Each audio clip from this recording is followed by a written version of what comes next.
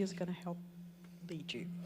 I will take this day, I will make something wonderful. I will take this day, I will take this day, sing.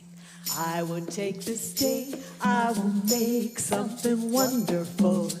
I will take this day. It's got weird rhythm again. I will take this day, I will make something wonderful. I will take this day, I will take this day. And again now, I will take this day, I will make something wonderful. I will take this day. You did it, that's great. Beautiful, oh, I will take this day, I will make something beautiful. I will take this day, I will take this day. And again now, I will take this day, I will take something beautiful. I will take this day, oh fabulous, oh I will take this day, I will make something fabulous. I will take this day, I will take this day. I will take this day, I will make something fabulous. I will take this day, that line again now. I will take this day, one last time. I will take this day. I open up to silence. I open up to silence. So, as we prepare for the meditation, I open up to silence. Open up to silence. All is well. All is well. I open up to silence. I open up to silence. All is well. All is well. I open up to silence. I open up to silence. All is well. All is well. I open up to silence. I open up to silence. All is well. Sing again. All is well. Wisdom. I open up to wisdom. I open up to wisdom. All is well. All is well. I open up to wisdom. I open up to wisdom. All is well. All is well. I open up to wisdom. I open up to wisdom. All is well. All is well. I open up to wisdom. I open up to wisdom. All is well. Last time. All is well.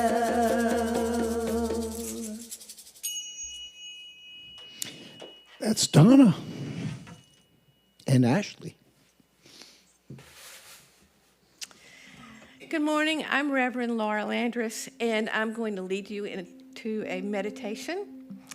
And this morning, I thought we would do a tapping exercise, and we're going to do it on thankfulness. So the first thing I would like you to do is to, wherever you are, to relax and let the weight of your body rest in your chair. And then I want you to think of two things that you are thankful for.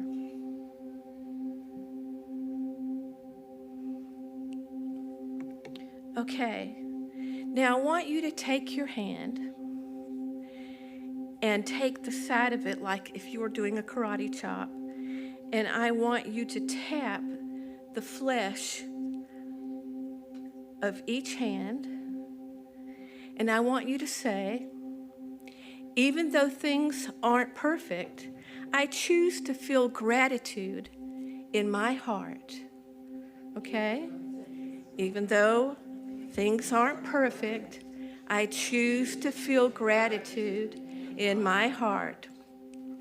Now I want you to take two fingers and touch the inside right next to your eyebrow and tap there.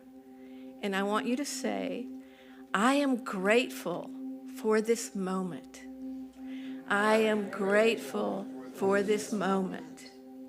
And then I want you to tap the side of your eye, right where the bone is over here, or the other side, and say, I am thankful for the good in my life. I am thankful for the good in my life. Now go under your eye and tap on the bone right directly under the center part of your eye and say, I choose to focus on thankfulness. I choose to focus on thankfulness. And to go right under your nose, between your lip and your nose, and tap there and say, I appreciate all the little things. I appreciate all the little things. Now go to your chin, right there under your lip, and tap there and say, I am open to feeling more joy and gratitude. I am open to feeling more joy and gratitude. And then down to your collarbone, right beneath it in the center there, I appreciate my life and everything in it. I appreciate my life and everything in it. Now tap under your arm, right under your arm, about 4 inches down, and say, I feel deep gratitude now. I feel deep gratitude now.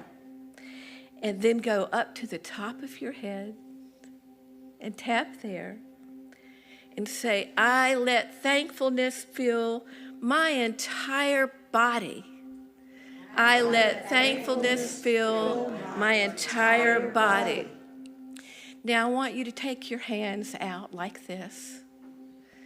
And I want you to imagine that light fills every part of your being, all the way down to your feet and back up again. And know that heaven rushes in. And so it is.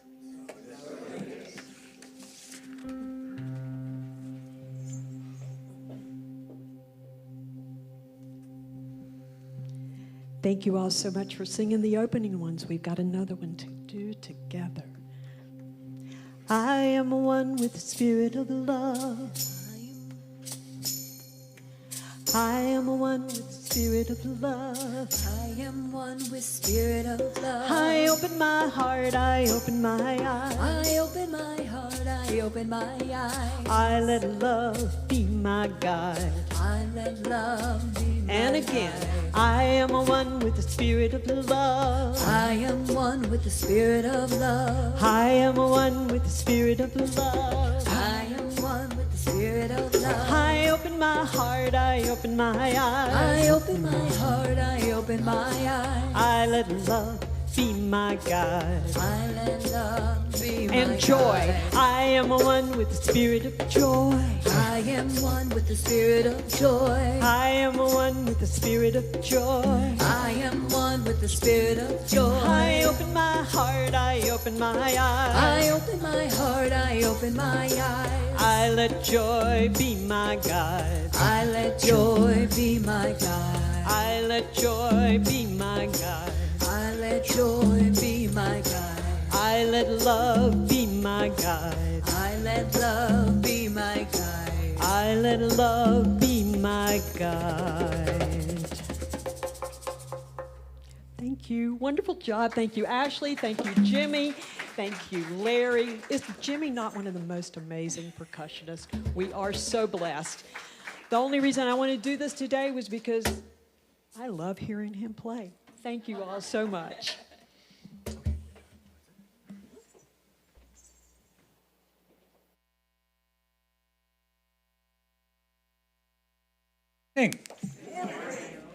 So I want to thank Reverend Donna for leading us in those songs, and I also want to thank Reverend Laura for Very, very wonderful meditation. My name is Alan Woodard. I'm a practitioner here at the center, and I want to say it's a pleasure to welcome you to the Centers of Spiritual Living. And I'm also welcoming those who are online, so thank you also. Our speaker today is Gregory Fisher, and the title of his talk is Which Kingdom Holds You? And again, as I mentioned, we're very, very happy to have Reverend Donna with us this morning. It's good to see her. Yeah. And if you're new here, the Center for Spiritual Living Nashville is an inclusive, new thought, spiritual community. We believe that we are all individualized expressions of God and teach the power of our thoughts to create the lives that we want.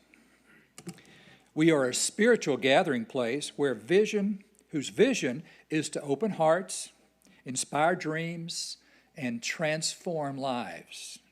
Our mission is to help people live their best life through a practical spiritual teaching. Wherever you are on your spiritual journey, you are welcome here. I'm going to do a short quote from Dr. Kennedy Schultz. Now, for those who've never heard of Dr. Kennedy Schultz, he was the minister for the Atlanta, Georgia, well, at that time it was a Religious Science Church. And what's unique about me, for me anyway, is the fact that there's three people who have a huge impact on us here and have studied under him. One is Reverend Dr. Mitch Johnson. One is Reverend Laura Landris. And the other one is Reverend Kath DePalma. So all of those have been impacted through him. And I have something that's pasted up on my wall in my office, and I thought, I'm going to read that this morning. So, from Dr. Schultz. Too often we approach the infinite in prayer treatments, making affirmations of what we think it will take to make us better. But the most profound spiritual mind treatment in the world and the most profound healing consciousness is established when we simply take a moment to understand that we already are the greatness that we are always seeking. So it is. Now, please join me in a spiritual mind treatment, and I'm going to say this in the first person, so make it personal for yourself. There's one life, God's life, and it is my life, and it expresses through me as joy, as peace, as happiness, as health, abundance. And I say thank you, God, for this. And I declare that this morning we have a wonderful service, that Gregory will have a fabulous talk, and that everyone here will walk away being more enriched in their lives moving through this week. And so I say thank you, God, for this truth. Thank you. We give great, great gratitude for this center, for our teaching, and we're very, very blessed. And so I release this, my word, to the law, knowing it is so, and together we say, and so it is. And so at this time, I would like to welcome our speaker this morning, Gregory Fisher.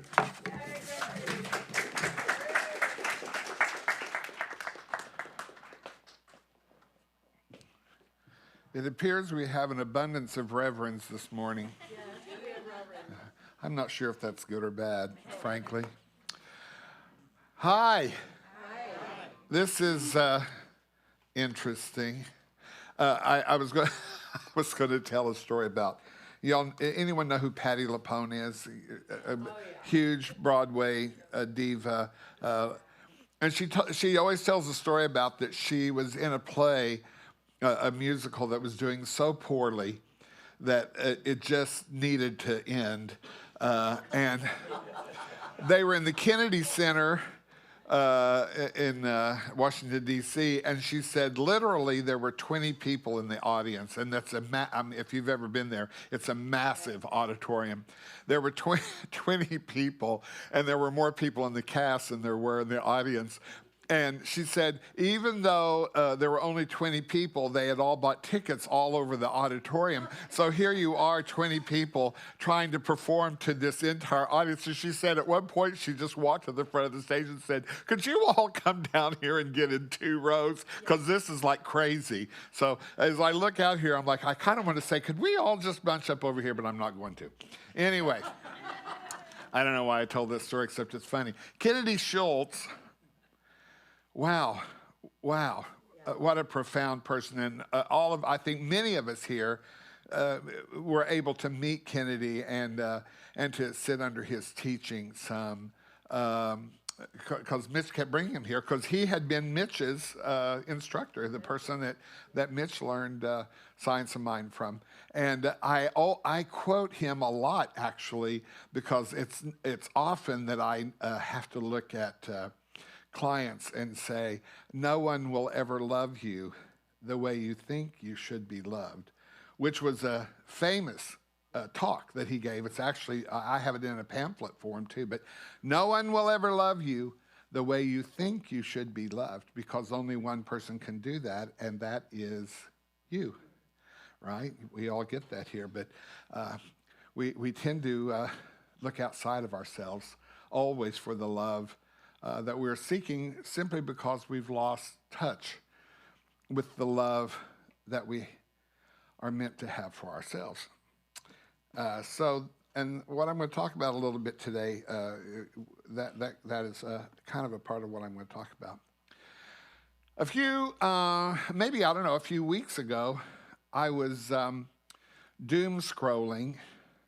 You know what doom scrolling is, right?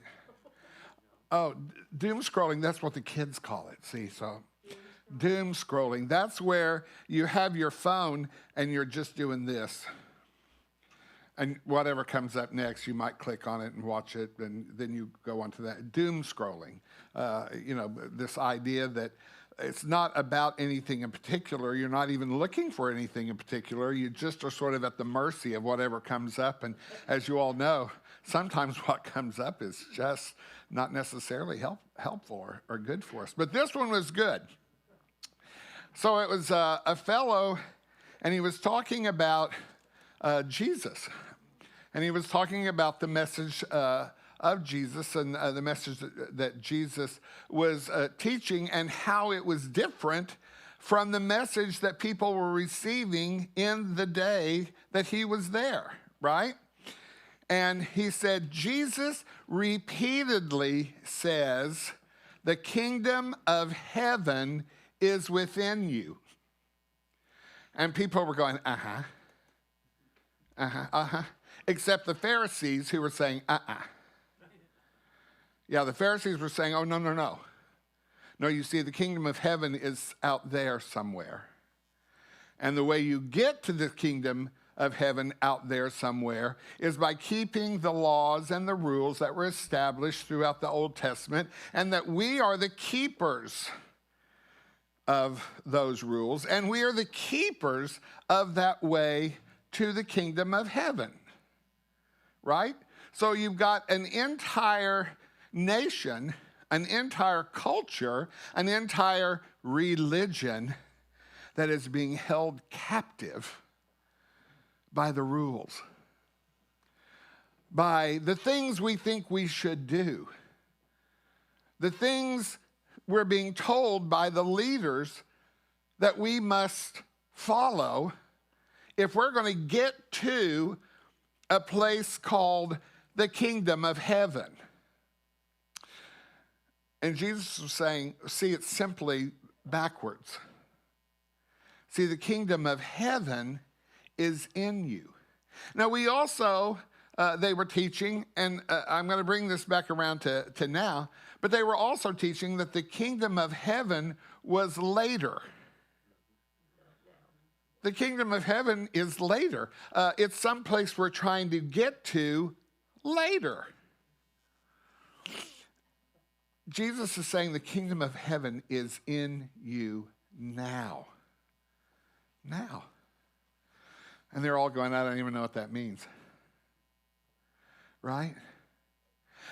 Also, there's a wonderful story in the New Testament. I think it really must have been radical for its time. Jesus is walking through Samaria because he was trying to get to Jerusalem. But to get there, he had to go through this place that was, frankly, the wrong side of the tracks. You know, and Samaritans were those people with whom you, if you were a good Jew, you simply couldn't even associate with. And so Jesus is going through here. He's on his way to Jerusalem. It's Israel. It's hot, sandy, desert. And he's trying to get to Jerusalem, and he becomes weary, the Bible says, the New Testament says. And he goes to this well, and he sits on the well. And there's a woman there, a Samaritan woman, who's drawing water out of the well. And he says, hey, give me a drink. Well, first of all, she's shocked that Jesus is even talking to her, because that wasn't allowed. And that he would ask of her to give him a drink that he was now going to put in his body was shocking beyond belief. So the story goes on then that she kind of in the, I don't even know what to do with this situation. This Jewish man with all these followers, because he had a crowd with him, is asking me to give him a drink. And she says, so she's like, I'll change the subject. She says, you know, our people, the Samaritans, we believe that God has to be worshiped over here on this mountain. But Jews think that that God has to be worshiped in Jerusalem. So, which is it? And he says a radical thing that maybe we still don't always understand today. He said, now is the time when God will be worshiped in spirit and in truth. Not on that mountain, not in Jerusalem, only here. Only here. See, in each one of us. Oh, by the way, Samaritan woman, you too. He brought the kingdom of heaven to the individual and to a place inside where we know spirit resides and where spirit knows and understands and can live truth. And it's available to you. And it's available to me. And all that other stuff. You know, if the life of Jesus means anything to us, it might need to be radical departure from everything we've been told. Radical departure. What would it look like to need nothing outside of yourself? Ooh. Now let me tell you, people can't profit from that. People can't control you with that. See, if all I need is right here with me always, no one has to pay for that. No one has to make rules about that. No one has to tell you what it looks like to be there, stay there, including me, by the way. Oh, wait, only Rosemary laughed at that. I was hoping you would all laugh at that. Okay. And I recall when I was a child, and I don't know why I asked this question. I don't know why I wondered about this.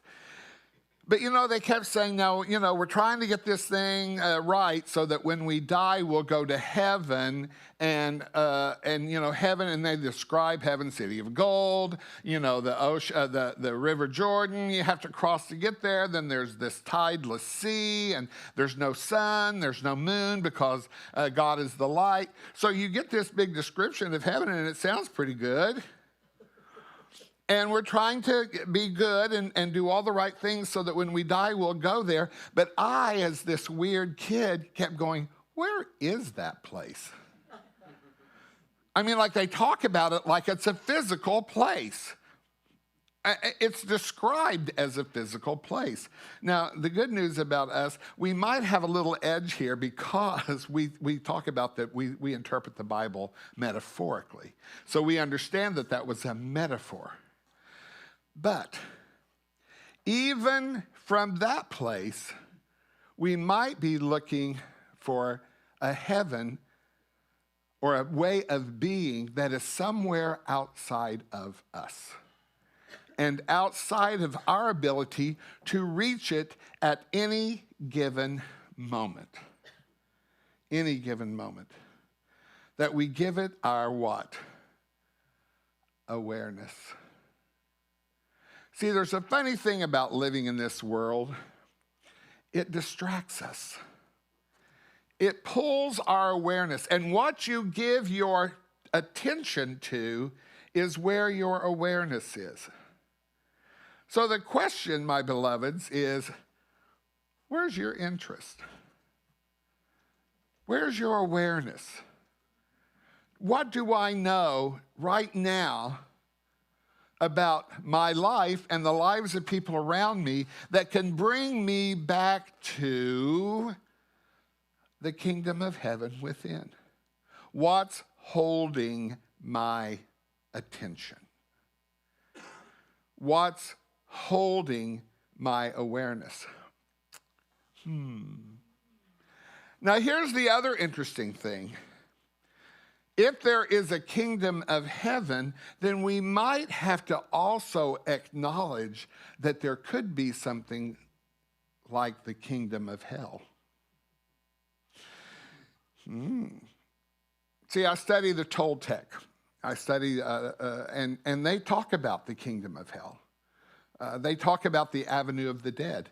They talk about this walk through humanity and through a human way of being that if we're not careful, we're creating a kingdom that is hell. And it's what we're experiencing. Why? Because it's holding our attention. We've given it our awareness. Now, what does hell look like?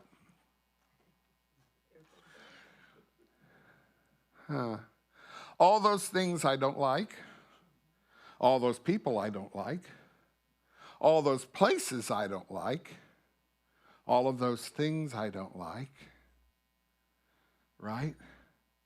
That becomes hell. When we give it our attention. Oh, look, you're getting it. When we give it our awareness, when it becomes the only thing I can see, are these things I don't want instead of the things I do want. Now, you say to me, maybe, I would say to me, Gregory, how do I shift my attention? How do I shift my awareness? Well, I'm going to tell you something. If we're not careful from this metaphorical place that we say we're in,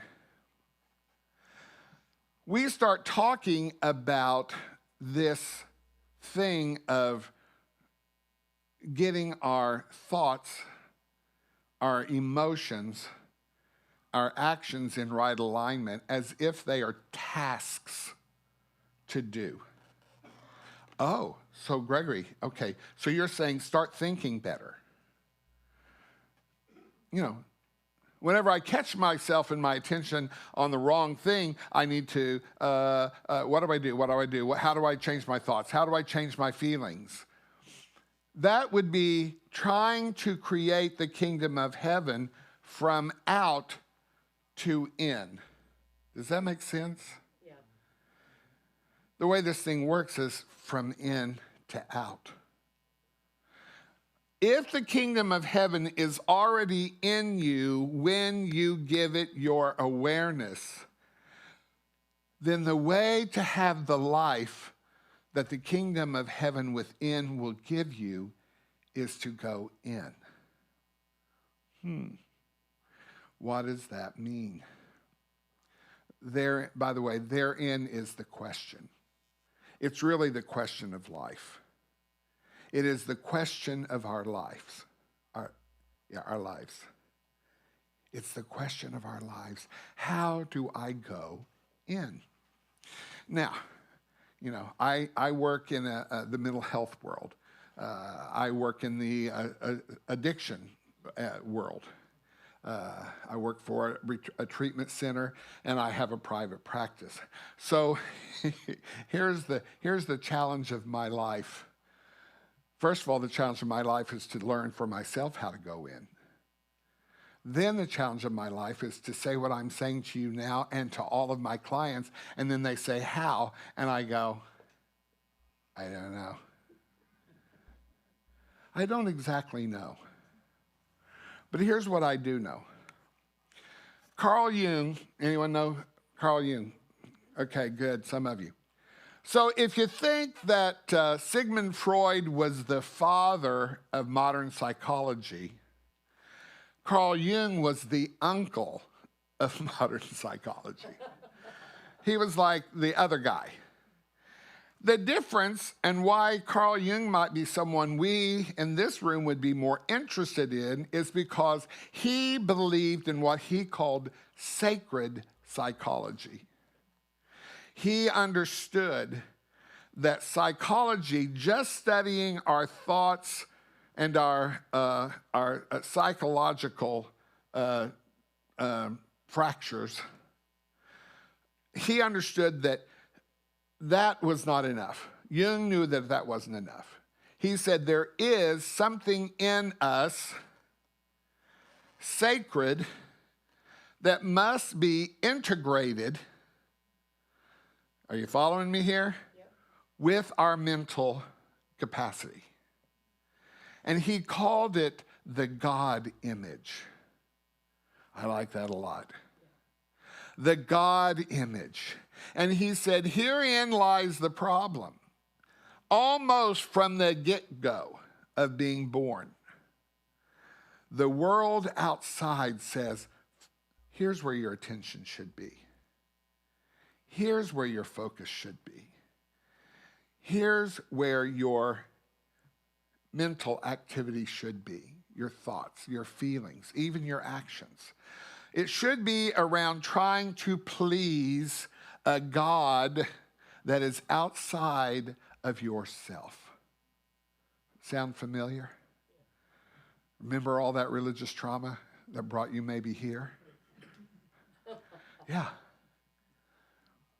See, when we become unsafe, when we become victims of a loss of self-worth, when we become unaware, when we feel we don't belong, we look outside of ourselves for something that will make us feel safe, belonging, worthy, and aware. And we take the God image that is already in us and we put it on people, places, and things. Leaders, religions, churches, wealth, success, things, and just people. We were talking earlier about someone that we know who, the problem, a very wise person, but who kept putting all of her God image on a man. Yeah, and it showed up pretty badly. Caused a lot of suffering. Right? People do it in repetition. Sometimes we call those people love and sex addicts, right? Constantly looking for someone to say you're okay. If you love me, I'll be okay. No one will ever love you the way you think you should be loved, but I keep looking for it. I keep putting that God face on anybody I can and say, just tell me I'm okay. Just tell me I'm okay. That's the kingdom of hell. Are you getting the description here? Now, here's the interesting thing. What happens if you are, in fact, very successful in your business world, even have great relationships, right? What if all the things you were looking for to be the God image, you're successful at? Well, now we're in really an interesting quandary. Because I could be looking for love in all the wrong places and find something that looks like love. I could be looking for success and worth from something outside of me and find it. But have you ever noticed many times those people are just simply unhappy? You know, they found all the things they were looking for, but they're still in something like hell. So they are held by this kingdom of hell. And I'm saying they as if somehow it's not about me. Or maybe even you. But you get to decide that. So the question today that I'm putting to you is this God image that Jung says is in all of us. It's not just in some of us. It's in all of us. But the world gets its hands on us. And it starts distorting who we are. And it's the world and it's getting its hands on us that makes us start looking outside of ourselves. So when will we get desperate enough to know that the only answer is to look within? To create this kingdom of heaven within. Right? Let me see. I have some notes here, but I don't think I'm following them very well. Okay. Am I doing all right, Rosemary? Okay. I said that already. Oh. So a couple of weeks ago, I had a wonderful privilege to go. So again, I'm studying the Toltec, which interestingly sounds just like religious science whenever you start studying it. It also sounds a lot like Buddhism, Hinduism, Sufism, and even Christianity at its best. Yeah, they're all saying the same thing, it turns out. But here was the wonderful opportunity. Don Miguel Ruiz, who many of you know that name, he wrote the book, The Four Agreements. So Don Miguel Ruiz was actually a neurosurgeon until he had a car accident where he almost died. And at that point, when he survived, he thought maybe there was a reason he had survived. And he went back to his mother, who was a Toltec shaman, passed down 3,000 years, person to person to person. And he said, how about I become a shaman too? So she started teaching him. At that time, he already had children, and two of his children, Miguel Jr. and Jose Ruiz, said, we're going to go back to Grandma, and we're going to have her make us shaman too. So a couple of weeks ago, I had this wonderful opportunity to go to a workshop led by Miguel Jr. and Jose. And I was fascinated by them for many, many reasons. But the thing that they talked about that I thought, I couldn't get away from it, and it's kind of captured my thinking these days, and I'm really leaning into it. He talked about the art of complaining. The art of complaining. And at first I thought, yeah, man. But I realized how we've become masters at the art of complaining. And we know here and believe and teach that the complaining only does what? It gets you more of whatever it is you're complaining about. Why is that? Because we just keep giving it our focus. Look at all that. Look at them. I hate that. On and on and on and on. The art of complaining. Talk about a kingdom of hell. But then they started talking about if we capture our thoughts, if we capture our feelings, if we capture our actions, and we bring them all back to the heart, what we end up with is a kingdom of heaven, and we start learning the art of awareness, the art of compassion, the art of kindness. Our actions, our words are the art of kindness. And then we get to go into the art of heaven.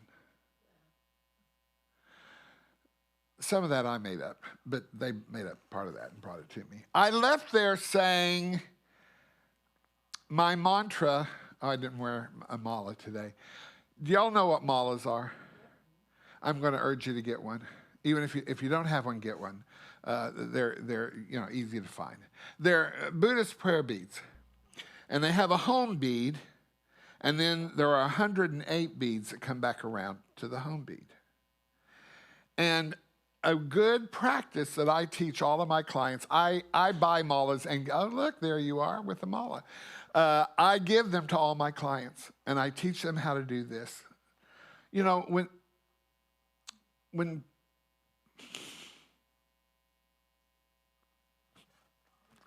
people are suffering so much, what can we learn? What can we teach? What can we use to be an opportunity to bring them a moment of peace? And a moment when they can say, oh, there is something in me that is not hell. See, that's how we know there is a kingdom of heaven, because there is a place in us that we can know that's not hell when I go there. So the mala. So you start with the first bead, past the home bead, and you say a mantra. And you repeat it for each bead, so that when you get to the end, you've said it 108 times. It usually takes about 10 to 15 minutes. But in that moment that I have gone inside, see, don't just do it with your head. It's like, okay, what if I breathed and I got here and I got silent and then I said my mantra. So my mantra for many years, many of you know Anka Nowicki. If you don't, you should. She has been here many times. She's a mentor for Rosemary and a friend. She's a mentor and for me and others.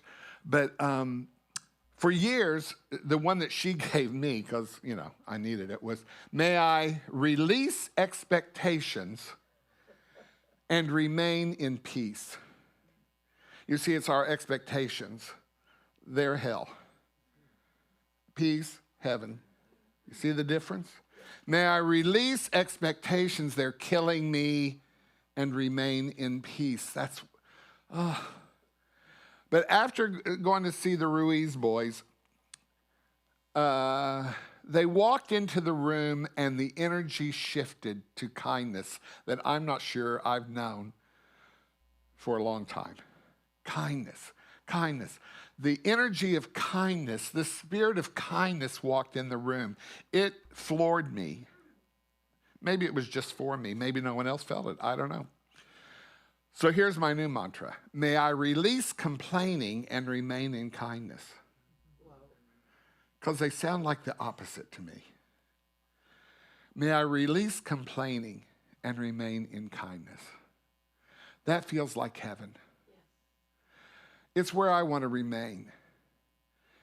And it's interesting because my partner in crime these days is a woman named Carmen Dominguez. We do workshops and things together.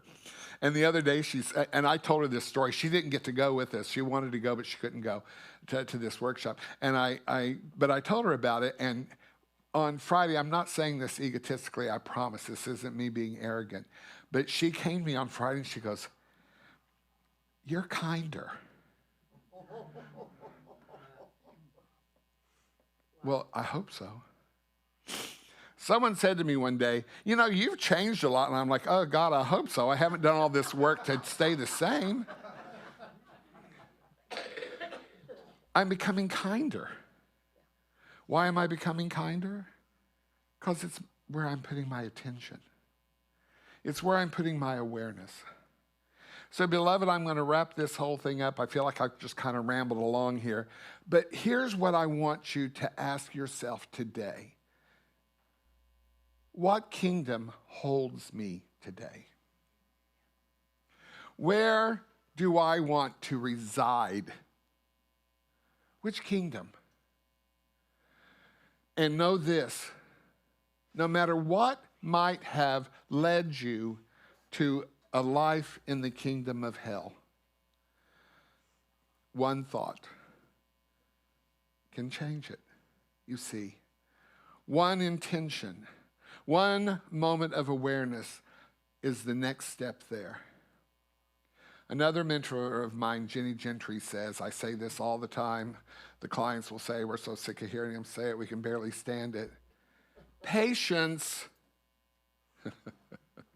is the fastest way to heaven. Patience. We didn't get out here in a minute, although we can. It took us a while to get where we're at. If we want to get somewhere else, patience. The Ruiz boys kept saying, practice is mastery. So, don't go against yourself. Don't go against yourself and decide, now I'm going to have to beat myself up, right? Now I'm going to have to point out every time I made a mistake, and I'm going to have to feel bad about it, and I'm going to have to, mea culpa, mea culpa. Don't go against yourself. Be on the journey. Be aware. Do the work. And so it is.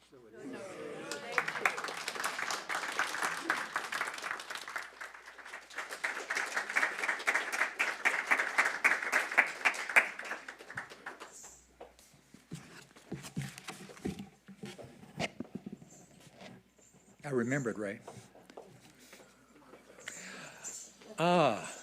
Thank you. Thank you, Gregory. That was just a lovely, lovely talk. It really was. Very, very touched by that. And I'm sure many of us, if not all of us, has been touched by this. So this morning, we have our chance to give back to our wonderful, wonderful church community.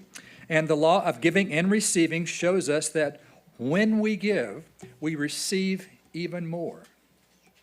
So if something or somebody has touched you today, there are many ways you can share the love with us, and we are grateful for your offering. So I'd like to ask our ushers, Susan Prim and Meredith Green, to come forward. And thank you for volunteering. We appreciate you so much. So in addition to the baskets being passed, we also have a few other ways we can accept your gift to the center. To use a credit card, or we have a QR code posted in various places.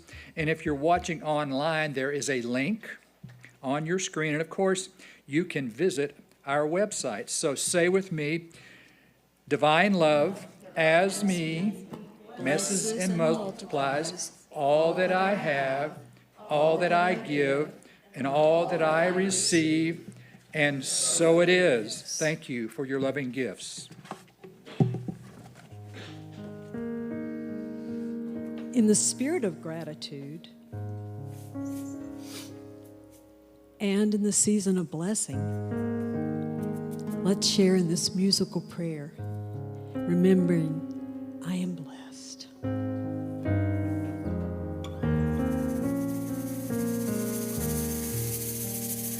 I am blessed.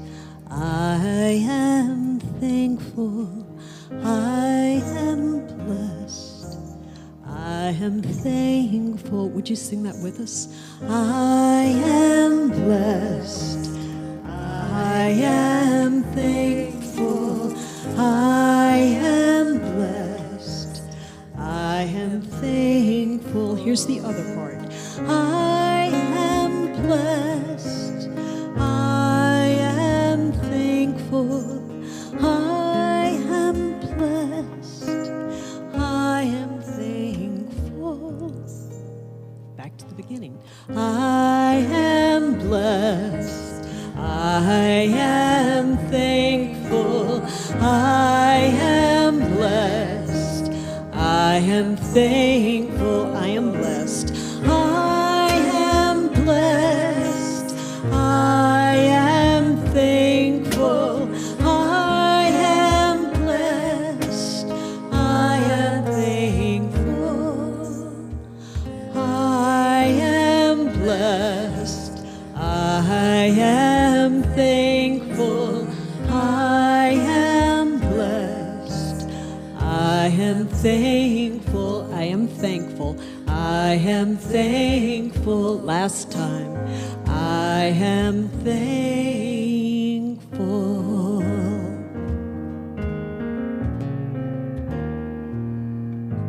Thank you for singing and for being here.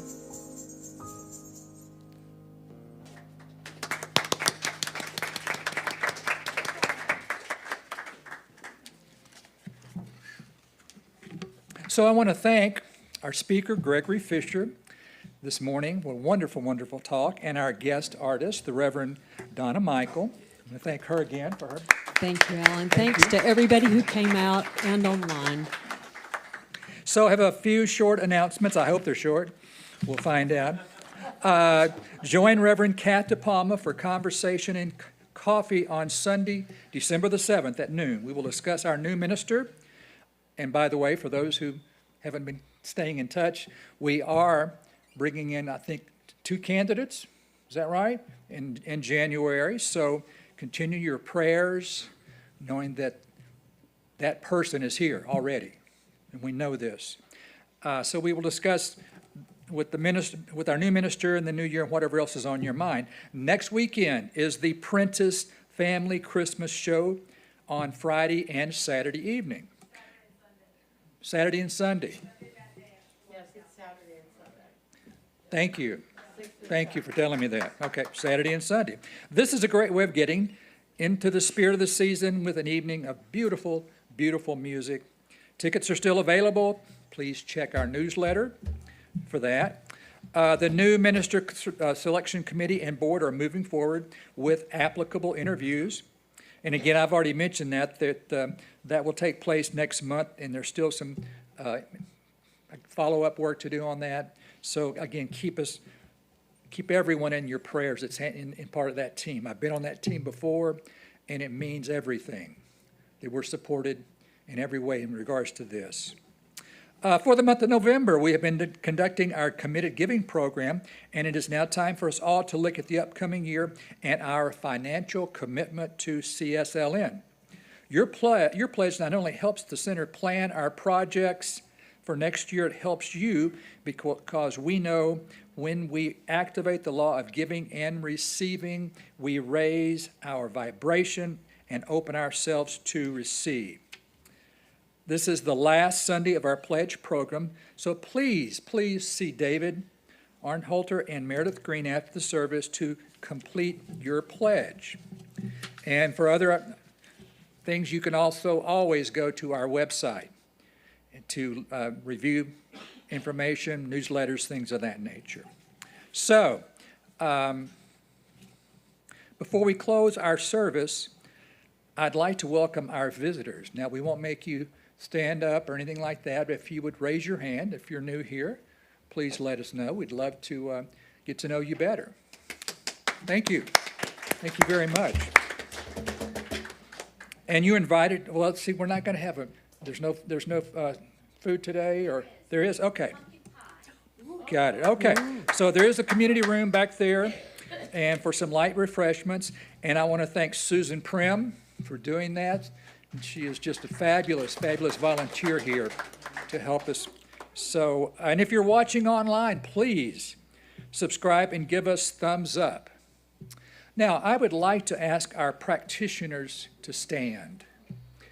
And just so that we're changing up our process a little bit, as opposed to having them come out front. So I want you to, if you have something that is on your heart this morning and you'd like to spend some time or talk to a practitioner, these people are who you want to talk to. They are just fantastic people, and I know because I am a practitioner, so I can say that.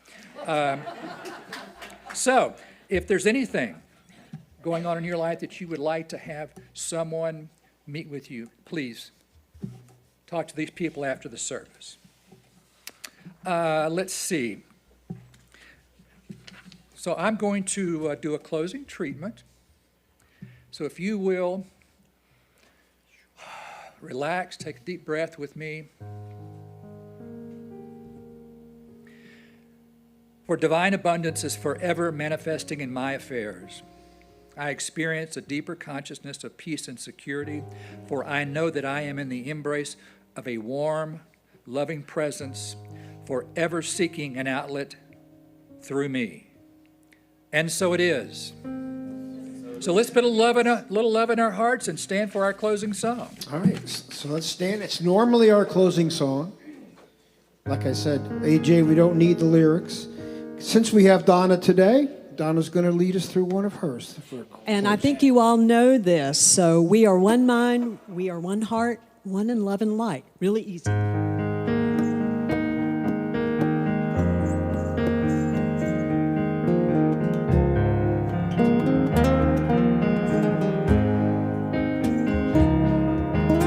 We are one mind, we are one heart, one in love and light.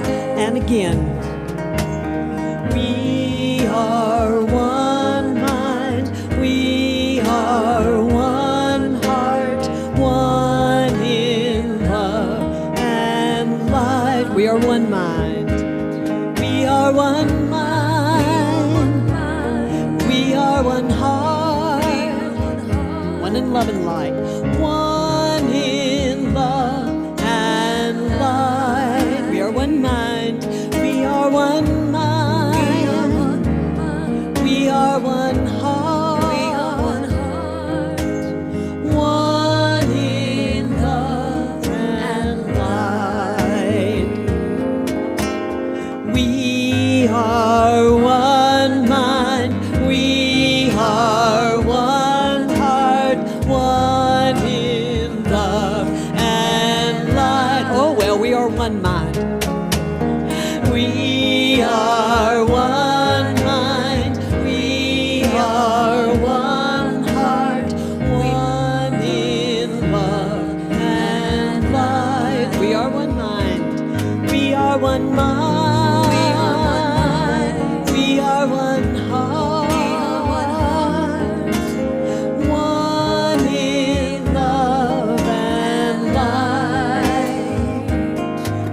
One mind, we are one heart, one in love and light, one in love and light. Last line again. One in love and light.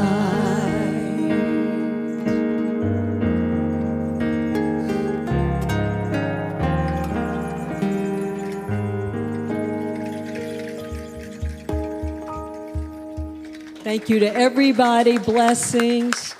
Have a blessed day.